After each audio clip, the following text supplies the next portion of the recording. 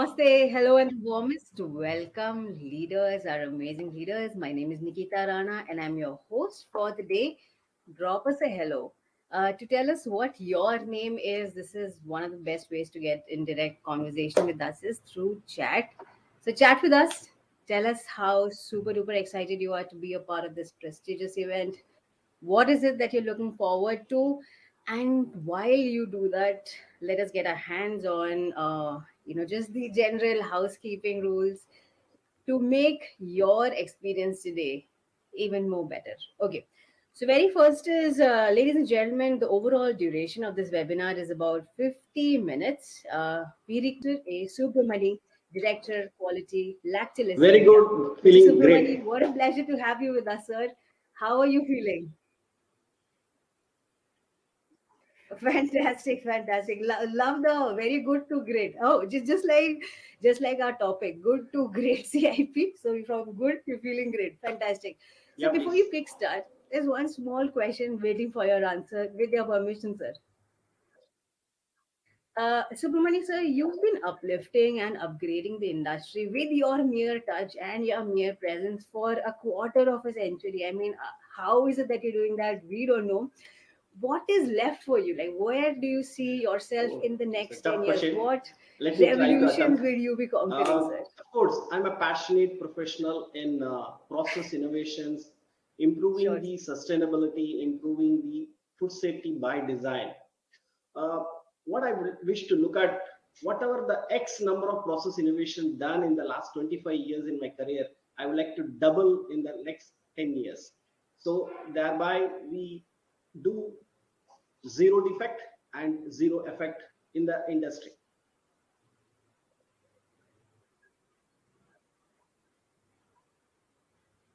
My Yes. God, sir, whatever you've done in the past 25 years, you want to double that in 10 years. Oh, wow, wow. The world is waiting for you, Thank you. sir, and Thank you very so much. are Yeah. we and the audience members right now. Stage is all yours, sir. Let Thank you me so share my much. Thank screen. you so much.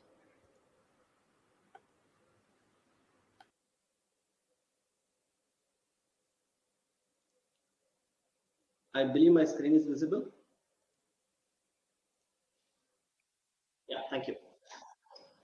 Once again, good morning, namaste, Yes, sir. vanakkam, namaskara to Yes. all the participants who are attending this webinar. It's my indeed immense pleasure to share one of the process which I like most is CIP, clean in place process. We all know all the food industry and pharma industry have clean in place and sterilization in place. So this is a kind of a refreshing knowledge sharing course webinar where we can feel very what is good and what is great. How do we move from good to great? Okay, what we are going to cover in the next 45 minutes plus is what are the water consumption during the CIP process in dairy and beverage plants as well as fruit pulp manufacturing plants. And when you talk about CIP, there are some of the steps are standard steps and some are variable steps. What are those standard steps and variable steps? And what are the various actions which could able to make the good CIP to a great level? Some of them are PLC logics. What are the generally logics are given by the service providers and OEMs, and what we can move, and how do we improvise the hygienic engineering by design, and also the treated water flow variation reduction. How can we do treated water variation reduction, and thereby we can able to minimize the water which is used in the final rinse steps as well as the CAP chemical rinse intermediate steps. Obviously, the business benefits, how this good to great will bring various business benefits. These are the key contents we'll be talking about. Generally, dairy and beverage industry water consumption for CAP it varies around 10 to 35 percentage of the daily consumption. Yes, you heard right. The water consumption in general in dairy and beverage industries is about 10 to 35 percentage of the daily usage. So what we need to do, we need to benchmark and we need to optimize scientifically without compromising the quality and food safety of the process. So when we look into the, when during my journey in the journey of last, 15 years on this specific, project, I've been involved in various CAP optimization in my past various industries, dairy, beverage, as well as nutrition food. So during that time, when we looked into how can we optimize the CAP time, how can we optimize the water consumption without affecting the, food safety. So for a index, when you look into the index, we'll take an example. The three-step CIP, when the three-step CIP is taken, the water usage in the range of, generally it is in the range of 3,500 to 6,000, and the CIP time is about 50 to 55 minutes. This is a kind of a general trend across the various industries. I've traveled more than 50 beverage and dairy plants. Whatever I could see, this is the typical consumption in, water consumptions as well as, CAP types. So as I said, without affecting this, in my earlier organization, we have, we have implemented various improvements on the CIP time variation reductions, which has led to water optimization in the tune of 1,000 to 2,000 liters and the CIP time of 27 plus minus, 30 plus minus 2 kind of a minute. So this is what we are going to talk about, how part. So again, one of the most important thing is 100% food safety compliance. This cannot be compromised. Food safety must be compliant, and then along with that, this sustainability, operational excellence could be driven together. Let us look into the first part of the standard and variable steps. All the food and beverage industry does the cleaning and sanitation using various CIP chemicals. I'll just, for a discussion sake, I'll take the caustic. When you do the caustic circulation, generally what is being recommended is a caustic circulation of 15 minutes at say 1.5 to say 2% max, with 80 to 85% degrees Celsius recirculation. This temperature, this circulation time must be kept as a standard, so that this cleaning activity, the dirt removal activity from the equipment, shall not be compromised. But if you look at the other variable steps, for example, the final run step is about 10 minutes, and also the time taken to achieve the return temperature and return conductivity, it's almost 11 minutes. This is what typically industry data states. And if you look at the off delay, when you took the off delay, it is the emptying step. If you count the off delay time, 5 minutes plus 5 minutes plus 5 minutes, 15 minutes is the off delay time. So how can we optimize these variable steps? So these variable steps can be optimized, so without compromising the quality and food safety of the process.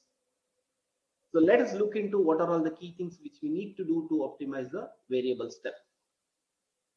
Okay, when we see the root causes are, the three reasons are higher time for achieving the return temperature. Specifically look into this one.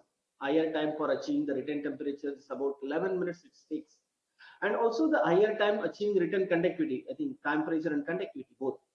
And last but not least, the third most important thing is off delay time. This off delay time is nothing but the time taken to empty the tank, that is called off delay time. So we have a detailed fishbone in the coming slides. Meanwhile, I'll just take one example. This 15 minutes of delay time. For example, 15 minutes, 5 plus 5 plus 5. Can you imagine this can be optimized to less than 1 minute? It is done in many of my past organizations. So this 15 minutes can be brought down to less than a minute. How can we do this? We need to put the adequate, not only the capacity, adequate design CIP return pump. It should be a self-priming pump with the latest design And then also we need to eliminate the vortex formation in the conical bottom tank. Generally, conical bottom tanks do get vortex formation during when the emptying step. We need to eliminate the vortex formation by installing hygienic vortex breaker. So I'm going to show in the subsequent slides. Meanwhile, so these are the top three causes which lead to more CIP time. If we understand this particular data, it will be very easy for us to follow the subsequent slides. Whatever I'm sharing is only for the 3-step CIP time. Similarly, when you have either 5-step CIP or 7-step CIP, which include the hot water, same thing, time taken to achieve return temperature is will be the bigger cost. Similarly, rinsing the acid when you're doing 7-step CIP, rinsing the acid is generally takes more time. It's only a typical example for a 3-step CIP. The same will applicable for other steps like 5-step and 7-step. Okay, when you look into the fishbone analysis, why it is taking more time to remove the residual CIP chemicals? Most important thing is CIP return pump is not emptying the tank and it is leading a kind of a pooling effect. What is mean by pooling? Pooling is accumulation of the CIP solutions at the bottom of the tank. It should not accumulate. Ideally the tank level in during the CIP should be around 100 to 150. Not if it is getting pulled up. In fact, I have experienced to a level of pooling of 2,000 liter inside the tank. That much pooling when it happens, though the tanks get clean, but it is not emptied from the tank. It is what the issue all about. And then the also we need to have interlock. When you talk about the logics, one of the most important logic which we need to add is we need to have an interlock of CIP supply pump based on the tank level. If the tank level goes more than 200 liter, the supply pump should be stopped. So thereby we can eliminate the pooling effect. This is one of the most important thing which we need to address. And also the inappropriate or absence of the intermediate, the filling steps. So we need to have proper filling steps to eliminate the interface. I'm going to show some animations in the subsequent slides so that we can able to visualize the CIP process more effectively. So these lead to more CIP time, and it is affecting the chemical residues in leading to more residues not getting rinsed off. When you come to the time taken to achieve the return temperature, when you see the return temperature, why it is taking more time? It happens mainly because of again due to few example like absence of auto CIP or kitchen preparation or internal recirculation. So before the CIP starts, the tank temperature, tank conductivity, as well as tank level, all to be maintained in an automatic mode. And if you lead to a manual mode, there is a chance for mistakes by the respective operators. And after starting, we'll come to know the tank level has gone down and the tank got empty. So ideally, before starting, the CIP system should verify whether the tank level is available, tank temperature is available, tank concentration is available. This is one of the most important logic need to be kept in place. And also the other steps like we need to have the temperature set points during live filling steps as well as while achieving the temperature steps. So these another reason which could lead to more time for achieving the return temperature. And some of the equipments generally kept very close to the CIP room, and very few equipments are kept away from the CIP room. I have seen in the past in my earlier organization, some of the equipments are at a distance of 300, 400 meter away from the CIP room. So what will happen is the time taken at the end of the tank will get faster, but at the sensor and the conductivity which are at the CIP room, which is which is at the CIP room, which is again at the distance of 300 to 400 meters. So the sensor to be kept closer to the equipment wherever possible. And if it is the equipments are very much away, ideally we need to have additional CIP return temperature and return conductivity. Thereby, we can eliminate the time taken, extra time it is taken to achieve the return temperature. We are overheating. If we don't have this, we shall be overheating the equipments, and the CIP cost of the such equipment will go high. These are the broad level fishbone analysis, and apart from that, all other some more examples, like we'll have a CIP dead ends in the CIP supply and return lines, and improper CIP kitchen malfunctioning, and all this stuff. And also another example which I saw in the past is the conductivity sensor was not giving the right data. It was giving kind of a false reading sometimes. So because based on the field instruments, the CIP process is automated. But if the conductivity sensors or temperature sensor are false, giving false data, definitely this will lead to more CIP time. So as a part of best practices, all our field instruments need to be verified on a periodic basis, and there should be a proper calibration frequency to be set, and it needs to be followed with 100% compliance. Okay, so what are the top 6 actions which we can talk about are the CIP supply and return flow rate. As that is one of the most important thing which we need to address. What is meant by supply flow rate, return flow rate? I'm going to show animation. Just wait for a while.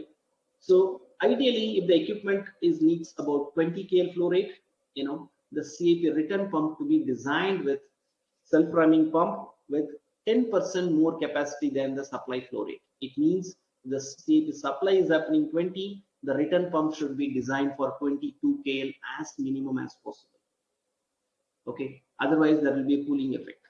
Second, the PLC logics, which you're going to explain in the subsequent slide in a detailed manner, and also the delay time for on delay and off delay times with whenever the tanks are equipped with 2 bottom nozzles. Also, we can optimize the pre-rinse step using either by sucrose strip or a turbidity method. And the fifth one is strengthening the hygienic engineering and design.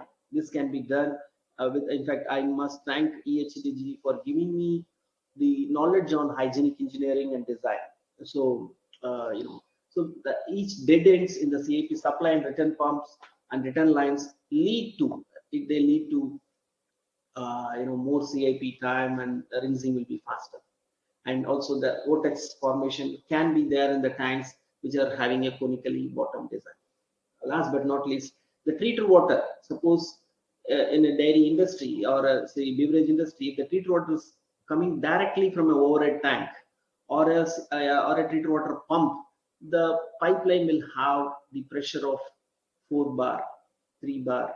So that if that is connected to the CIP supply pump, we will have more flow during the final rinse step than the flow during the caustic step and acid step. So we need to eliminate by introducing one break tank.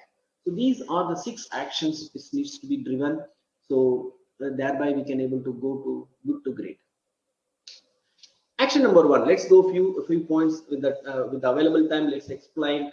Let us see what is the various actions which we need to do. Is we need to put the CIP supply flow meter to check what is the flow variation, and then if the flow variation is, if the supply is more than required, then we can put a variable frequency drive, and we can also need to avoid the pump suctions to avoid airlocks, and we should not allow the return pump gets more temperature. If this kind of a more temperature comes, there could be a kind of cavitation in the return pump, and it could be kind of a steam kind of a pressure surge can happen. So ideally the return temperature should not cross 92. Okay, so let me show an animation. You can look into this. This is the CIP supply flow rate. See, look at the supply is coming at 20 kL, around 20 kL. The return is happening at 22 kL. When this kind of controls are there, the tank level, level of the tank could be maintained at the rate of say 100 to 150 liters. This will give the one of the most important, it will optimize the complete CIP tank. This is one of the most important PRP, prerequisite step, which need to be first in kind verified.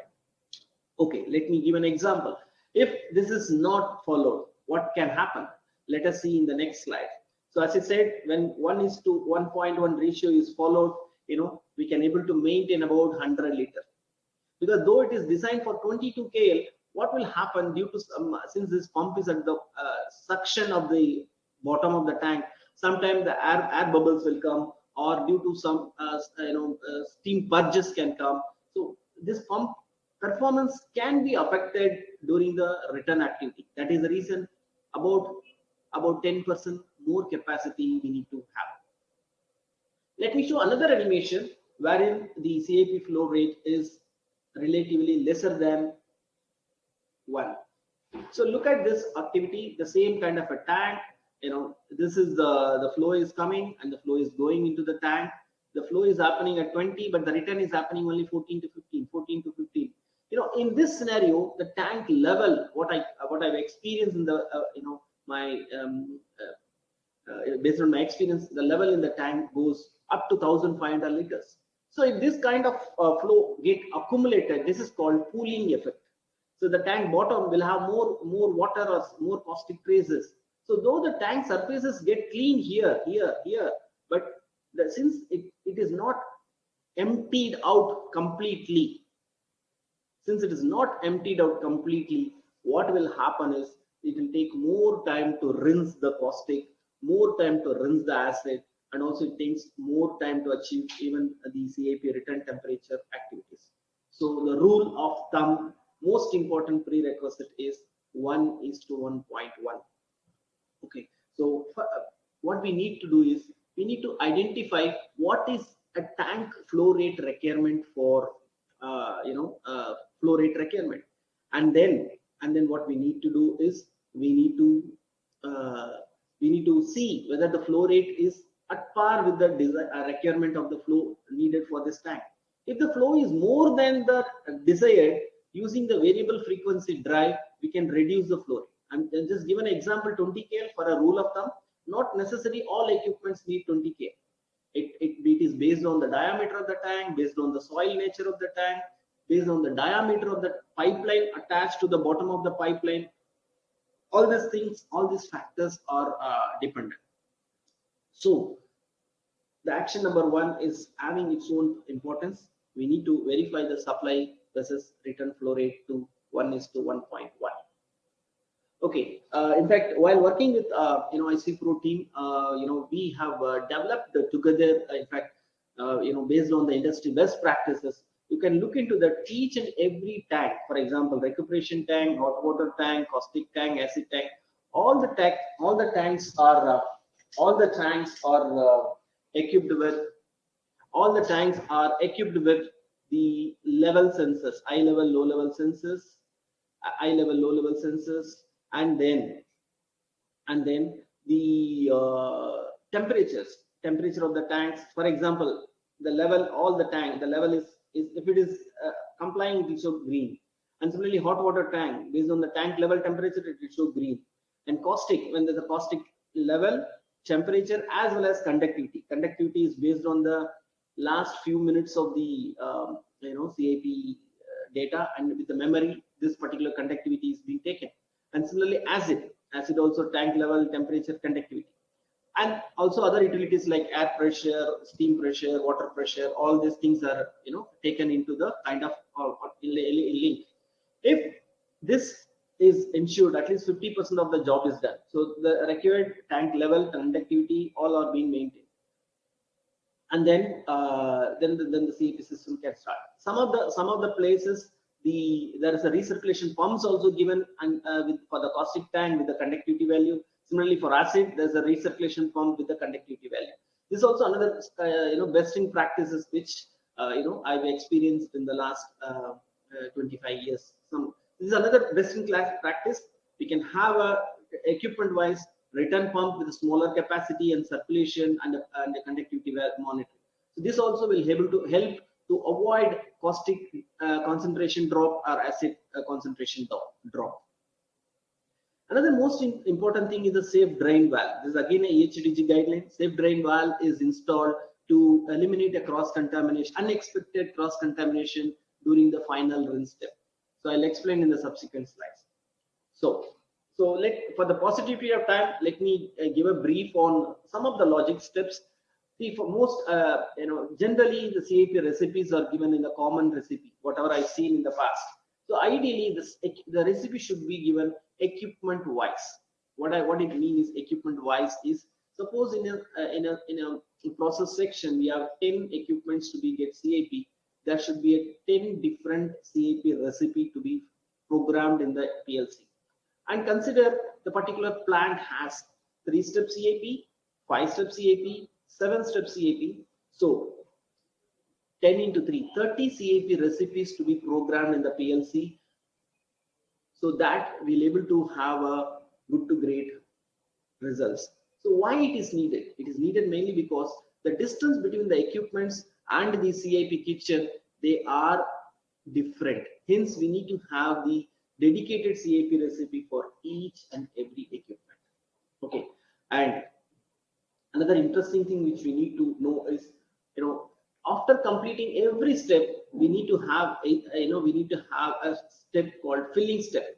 In some of the past visits, I could see even the step found missing in the logics, and some places it used to be only time based logics. What we need to do is, we need to do a volume based filling cycle as a fail safe. What we need to do is, the filling steps need to be dual in nature. It should be volume based as well as time based, whichever is early. Okay, and then the water rinse also need to be based on the conductivity value rather than time based value. So, and also the latest learning is, the water rinse steps used to be, as well as intermediate steps used to be in 3 different steps. It should not be a single step. So this is after various studies we realized this, when you split these water rinse step and intermediate steps into 3 steps, we could able to realize the water saving potential, and because it helps to minimize the interface. So these are the broad level outcome of the PLC logics, what we have seen. Let me share what is meant by filling steps. When you see the filling step, after the pre-rinse, for example, pre-rinse step is completed. Then the caustic should come and push all the water in the CAP suction pump, PHE, and then pipeline up to the spray ball, and then it has to stop. Suppose consider from this CAP header to here, suppose if it is 200 liters, then what we need to do this, the PLC should start looking the flow meter pulsing, and then it has to exactly push 200 liters, and then it has to stop. And suppose consider this flow meter goes for an error in the night shift, what will happen? Then the CAP complete system will be affected. So that is the reason we are saying we need to have a dual logics. What are the dual logics? The logic of time also. Consider this flow meter doesn't work, we'll also have a higher cap of time. Suppose this 200 liter pushing, if it takes say 55 seconds, we'll also have a logic of say 70 seconds for the logic. So the push step will happen in a dual manner. One is based on volume, second based on time. If this both are being programmed, it could be a fail-safe operation for the filling step. Similarly, for water filling step, same thing. After the caustic step is completed, the water will push whatever the caustic in the pump section, PHE up to the spray ball, and then it will stop. So this is the most important step, which eliminates the interfaces and thereby achieving the good to great results. Okay, now coming to the strengthening of the hygienic design. When you talk about hygienic design, see, if you look into this, the diameter of based on the diameter of the pipeline, the flow of the caustic solution will be travel. So and again is the learning from EHDG, European Hygiene Design Engineering Group. And whatever the diameter of the pipeline, if the diameter of the pipeline is say 1D, only 15% of the solution will go here. When you talk about the 15% of the solution goes here, then we can understand, the time taken to rinse the caustic traces, time taken to rinse the acid traces will be much faster. It will take more time. Instead of this 1D, if it is 4D, meaning if there's a 3-inch pipeline and we have a dead end up to here, consider. So only 2% of the solution will travel into this, and it will lead to more CIP time. So what we need to do is, wherever possible, we need to minimize the dead ends, and the dead ends to be made as small as possible, to up to 1 diameter. See, I wish all the participants who are in the professional in the respective factories, kindly study how many dead ends are there in your respective plants, and thereby, we can have a list of dead ends and we can able to optimize. This is what, state of the art versus legacy design as per EHDG. And as I told, I've learned this learning in the almost about 9 years back. EHDG 2013 presentation I'm just sharing, which is hold good even now. This is called state of the art. When you talk about state of the art, we have eliminated all the dead ends, and wherever there's a split is there, it is either or with a zero dead end valves. And legacy design, when I talk about legacy design, this is the language of EHDG. Many of the industries do have various t-tapping like this with various dead ends. So this could also lead to more time to rinse the caustic, and there are acids. So legacy design takes more time to rinse the caustic and acid in the system. So we need to map. And one more thing, wherever there's a T, there is a dead end. I repeat again, wherever there's a T, there is a dead end. We need to eliminate the dead ends and minimize the close to 1D. And if it is less than 1D, it will be much faster. Let me share a video. I believe this works. Again, it's the EHDG learning. So you can look into this clip. So the flow of the CIP, consider this a T connection, and this CIP solution is going on. If you look at, what happens, you can see here at this area, very limited flow of the CIP solution going on. Okay, very limited flow is going on here. So this can be minimized, and that is the reason up to here you can see some flow is happening. So that is the reason 1D is allowed in the CIP process. So we need to minimize the dead end to 1D. Once again, let me play. You can have a look. You can see here the flow, the activity in the pipeline is shown up to 1D. We need to minimize this particular, such larger dead end. This could be almost 4 diameter dead end. We need to minimize to 1D and thereby achieve the better results. Okay, when you see this, in the earlier organization, I used to see, header loop, CIP valve clusters made without header loop arrangement. So here, if we consider the CIP is happening from valve 4 to tank 4, this is a kind of, valve, and this up to the stagnation will be here up to here. So what we need to do is we need to have a header loop arrangement like this. We need to introduce valve number 6 and as well as valve number 5. And during the CIP, it pushes and then put it back here, and thereby we can eliminate the stagnation of the caustics in the CIP solution. This is again strengthening the hygienic design, and which is also part of one of the action plan. And also the hygienic design, which needs to be eliminated every equipment, including homogenizer. If the homogenizer is connected like this, inlet and outlet are connected with a larger dead end, this can be avoided. How we can avoid this? We just need to reorganize the pipeline. Instead of this pipeline going outlet going up, just put it back down and then goes like this. So thereby we can able to minimize the thereby we can able to minimize the dead end, and thereby we can able to rinse faster. This is the same homogenizer but with different piping arrangement. And looking to this, most important, self drainability related. So you consider a product CIP solution enters here in a kind of a balance tank of a pasteurizer balance tank or a juice pasteurizer, enter. When it enters here, and then this tank also get a CIP through a kind of a arrangement. When this happens, what happens? This particular line is not connected self drainability. There will be a stagnation since this line is vertically connected like this. So what we can do is we can eliminate this by introducing the connection self drainability. You can look at the same connection, the same pump, but this tapping should not be taken from here. The tapping should be taken above the balance tank and put a valve here, this V1, and thereby there is no stagnation. It get entered into here. This helps in two way. It can able to avoid the product contamination, as well as it can also eliminate to do CAP faster. This is self-drainability, which is again a most important food safety requirement, hygiene by design.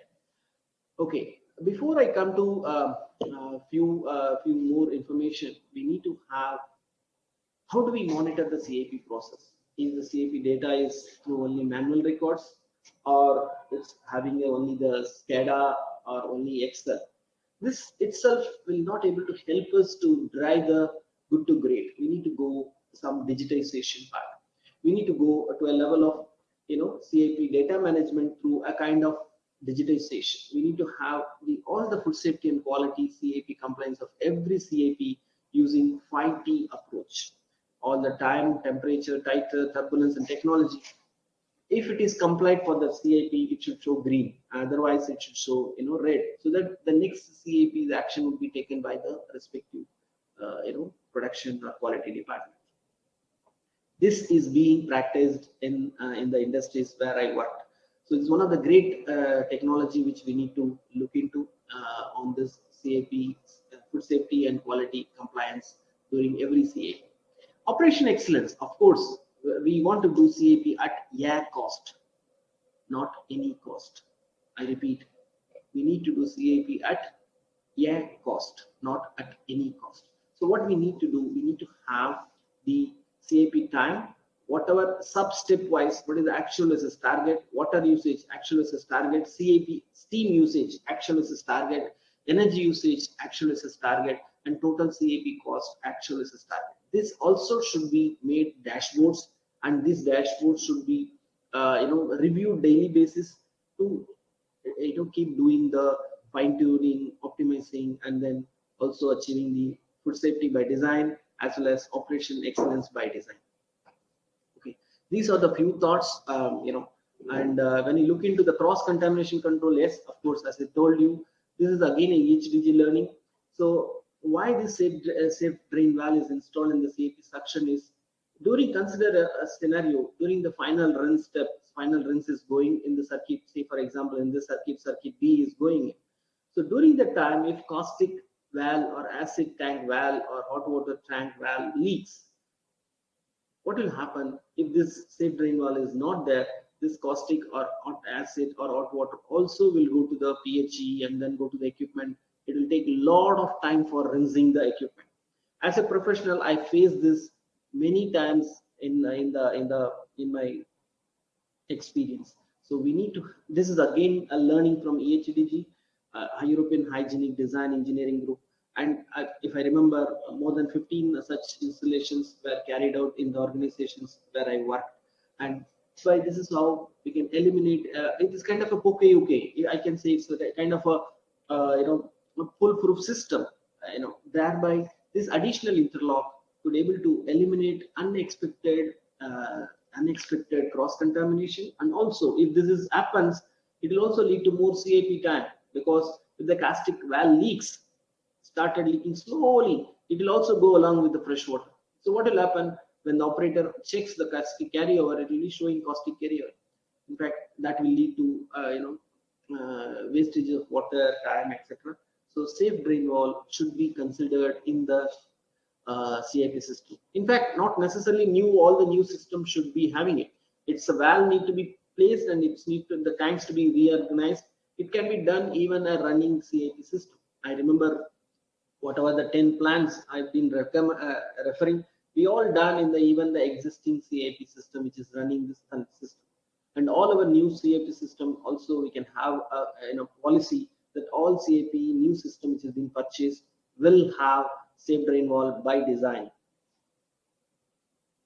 Okay, in the nutshell, when you look into this, the CIP time variation reduction project is replicable in all the food industries and the beverage industries, fruit industries, wine industries, and it can able to optimize various water savings as well as electricity savings. And also we saw some good data of caustic consumption also is helping us to optimize to a level of 25 to 45% in the past. And also electricity also can be optimized more than 30%, and also it increase the system line efficiency and overall equipment efficiency. It is one of the sustainable projects which we all need to look into and replicate, because it has all the three phases of sustainability. When you talk about sustainability, when you talk about the social part, after implementing the operators model, it went very well. In fact, the line chemist model also went well, and also it is one of the most important social part, strengthening our leadership on sustainable water usage. And coming to the environment part, we can able to have a reduced effluent generation, we'll have less reduce CO2, reduce CIP chemicals, and also in the economic part, CP costs and SLE improvements could be further justifiable. So before I conclude, I would like to thank IC team, who have supported me in this kind of initiative in my past organizations, in driving process innovations, and and journey of progress versus perfection, and to make good to great in the CIP.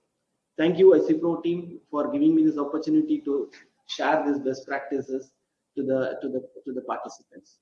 Thank you very much.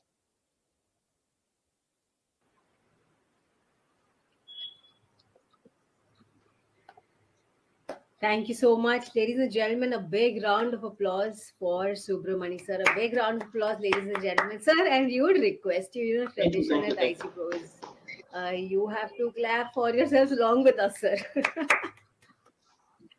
Sir, you stayed true to your absolutely interesting teaching methodology. Personally, for me, you walked me down into the memory lane and it straight into my first year engineering chemistry books. Ladies and gentlemen, comment and let us know if you agree. It was a nightmare for me then, sir, back many, many years back. But it is absolutely super interesting now because of a great leader and teacher such as yourself, and also because I don't have to give exams on it anymore. So, thank you so much, sir. What a pleasure to have you with us. Absolutely amazing. Thank you so much again, sir. Thank you so much. And there are brilliant comments waiting to be read in the comment section. So, I'm just going to take a long deep breath and I'm going to wrap through this bit very quickly. We've got Shubham Datta writing in hello, good morning from New Zealand. Mr. Datta, with your presence, it was diverse in industries, truly national event because we've got leaders from all over India. But with your presence, you've made it an absolutely global event. Thank you so much, Mr. Datta.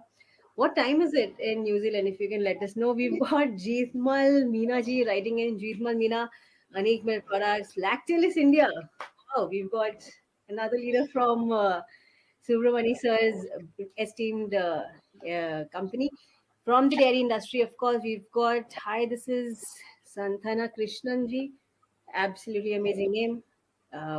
We've got JC Muni's writing in manufacturing of beverages. So, Subramani sir, right, like uh, we mentioned, right, truly diverse in the kind of leaders that we have today. So, we're just going through that again very quickly. Manufacturing of beverages, soft beverages, is Mr. Mooney. Vivek Shankar is from Good Morning Everyone from Diversity. B. Madhvi is from Good Morning Sir. Prashant MS. Hello, this is Mr. Prashant from ETAP. Fantastic. Ladies and gentlemen, I'm just letting you know that this is your time, right? Lovely audience members, think of me as your humble messenger. We'll be picking questions live from the comment section. So, any questions, it is your time to, rise and shine, get remedy right here, right now. So, any questions for Mrs. Subramani, make the most of it. Make the most of it. We'll be taking in questions right here, right now, presenting it to Mr. Subramani. So while you do that, I'll just scroll through our previous comments that we have. Mr. Prashant writes, hello. Madhvi ji writes in hello. Zubair Ali Sheikh writes in, can you? Okay, so rest of the comments is for the team to answer. Subramani sir, our very first question to you is there any standard, and this is right from the comment box, right? Our comment box is just flooded with questions waiting for you to answer. Our very first question is there any standard guideline for CIP Okay, available from BIS let me give a slash positive news to the FSSAI? person who has questioned this. India has developed a guideline. BAS India has developed a guideline, and it is now under review. I'm part of the BAS FAD committee team. We have developed a standard for We have developed a standard for how to do CIP in line with various international standards. It's under final review. It may take about 6 to 12 months to get this published. I'm glad to share India shall have a standard in next 12 months.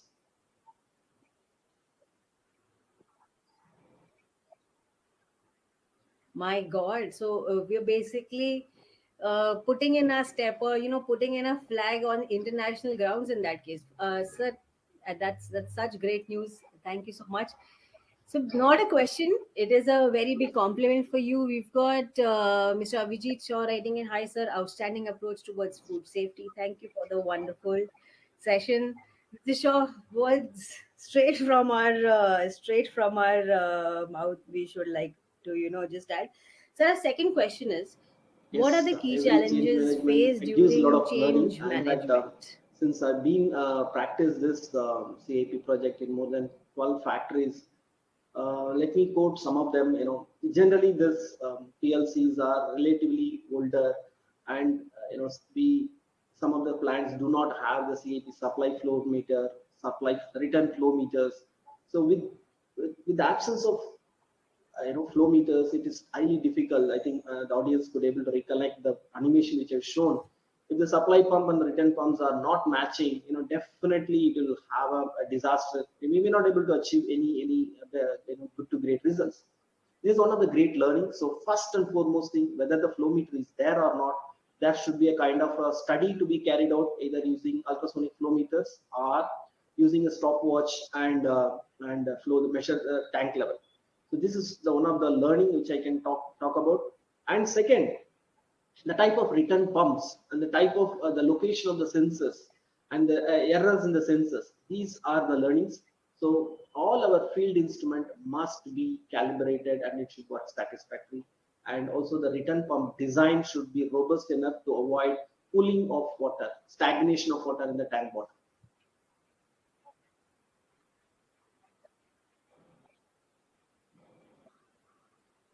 Got it, sir. Got it. Amazing answer, sir. You speak straight from experience, of course. Sir, a third question to you is key hygiene design Yes, of course. considerations to avoid There is a saying, cross people generally contaminations. worried about CIP more than the CIP cost. They worry about the cross contamination. So if I narrate it down maybe 3 4 points, one of the most important thing is this: if in case the CIP separation must be quality by design. When I talk about CAP separation, the tanks, if they are using a manual CAP system, the CAP should be based on the flow plate only. It should not have a three-way valves, flow plate with proxy sensors. And consider this as an automatic valve cluster. The valve cluster should be pressure balanced double seat mixed proof valve. I repeat, pressure balanced double seat mixed proof valve complying to 3-year EHDG guideline. These are the two things which we need to consider. And last but not least, the safe drain valve which we discussed and the logics. The logic should able to take care, even though there is a cross contamination, the final rinse step shall not go without the caustic clearance. These are the few things which I can quote on the eliminating cross contamination during the CA.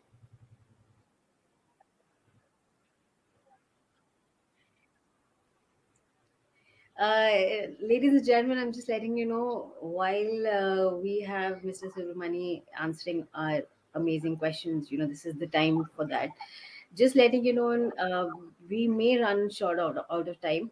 So, in that case, all your questions will be for sure answered by Team IC Pro on mail. So, please type in your questions, and in case they're not answered right here, right now, they will surely be done via email. And on that note, sir, our next question to you is, what are likely capex required and which components need to be considered for ROI? Right? I mean, it's a very interesting questions because for cleaning in Yes, of course. place, It's a very good question. does the Generally, management even think about ROI any in this any case? any process improvement to be done in the factory when you go for capex, definitely we need to see what is the return on investment. So typically, what I've seen in my experience, if a two circuit CAP system Hmm. for upgrading all these things, generally it takes about uh, you know. Uh, 2.5 million INR. And this 2.5 million INR, 25 lakhs. And the return on investment, when we consider the cost of CAP, it could be cost of CAP chemicals, cost of water, cost of steam, cost of electricity, and also cost of cost optimization by creating additional production capacity. When we look at all these things, the ROI can be calculated much better. And the way industry is getting into challenges on the availability of natural resources, and the cost of the steam is going up, etc. Definitely the ROI, whatever I've seen in the past many years, it is less than 2 years. So within 2 years, this ROI can be achieved.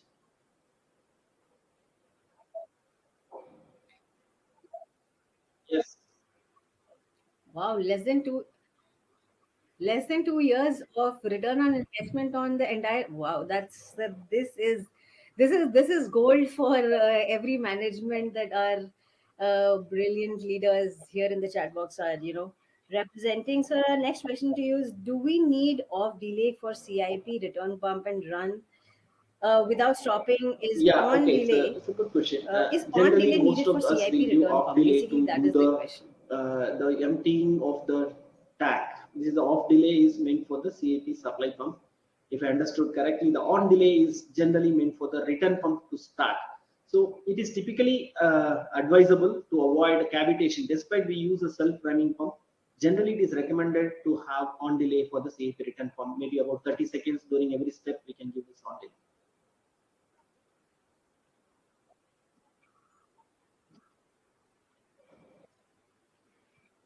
So we are just hitting the 12 o'clock mark. So we'll take in two more questions, and then we close. So, ladies and gentlemen, make the most of this opportunity.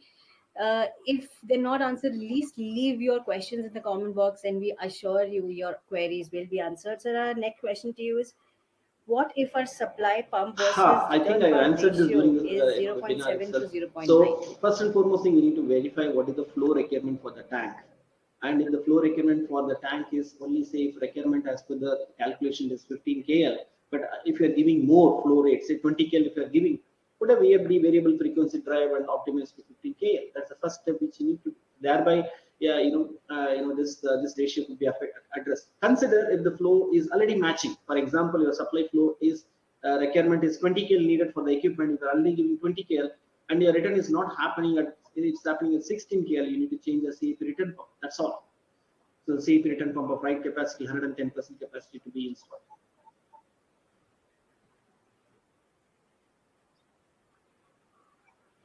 Got it, sir. Thank you so much. Sir, a last question to you is, what shall be the cost of, wow, this is how we'd want to end it. What Uh, shall be the cost of CIP digitization, sir? yeah, yeah, Is there any range yeah, that you like people to yeah. stick to? Any minimums, See, any many maximums? CAP I mean, digitization I come listen, across no in the cost. past Any range that decade of you usually recommend? experience. So typically, it's in the range of 7 to 10 lakhs. It varies from what is the scope we are given to the service providers. It can be somewhere anything in between 7 to 10 lakhs, but it is worth investing it so that we can see the where are we in the good results, better results, or great results. So this needs to be tracked. If you start measuring it, you could able to treasure it, and thereby you can able to do the justice on the natural resource optimization through good to great.